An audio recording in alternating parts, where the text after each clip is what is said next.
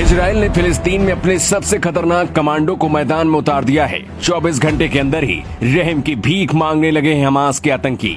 उधर अमेरिका के राष्ट्रपति जो बाइडेन ने इजराइल के पीएम नेतन्याहू को फोन लगाया और इधर इजराइल ने अपने 100 से ज्यादा टैंक हमास में उतार दिए। अब तक 500 से ज्यादा लोगों की जिंदगी खत्म हो चुकी है। इजराइल ने हमास को खत्म करने के लिए कसम खा ली है और इसी वजह से लगातार ताबड़तोड़ हमले किए जा रहे हैं। लेकिन इसी बीच भारत की सेना भी इजराइल के अंदर जाने के लिए तैयार है। इस वक्त इजराइल में भारत के करीब 12,000 लोग फंसे हुए हैं। इजराइल और हमास के बीच युद्ध चल रहा है, लेकिन अपने लोगों को बचाने के लिए सबसे बड़ा ऑपरेशन अब भारत करने जा रहा है।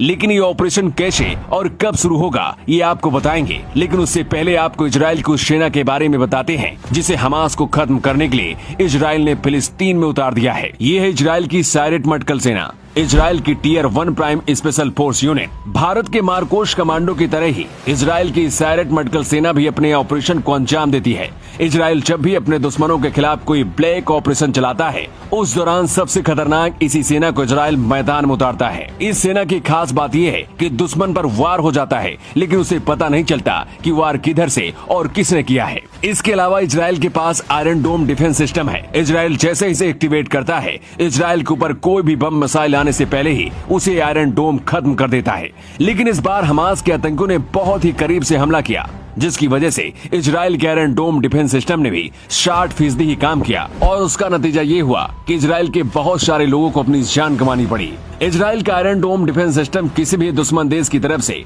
आने वाली मिसाइल और ड्रोन को हवा में ही नष्ट कर देता है। ये आयरन डोम इतना एडवांस है कि 70 किलोमीटर दूर से अपने टारगेट को खत्म करने की ताकत रखता है। 2011 में जब दुश्मन देशों ने इजराइल पर हमला शुरू किया था, तब आयरन डोम ने 8 दिनों के अंदर ही 421 रॉकेट मार गिराए थे। जब भी कोई मिसाइल इसकी रडार में आता है, तब आयरन डोम डिफेंस सिस्टम ऑटोमेटिक एक्टिवेट हो जाता है और उस मिसाइल को हवा में ही नष्ट कर देता है। इजराइल बहुत ही छोटा सा देश है, लेकिन इसके चारों तरफ मुस्लिम देश हैं और हमेशा आतंकियों के निशाने पर ये रहता है। मुस्लिम देश इजराइल पर कब्जा करके इसे भी मुस्लिम देश बनाना चाहते हैं, लेकिन इजराइल ने खुद को इतना ज्यादा ताकतवर बना लिया है कि अकेले ही दुनिया के 57 मुस्लिम देशों से लड़ने की ताकत रखता है।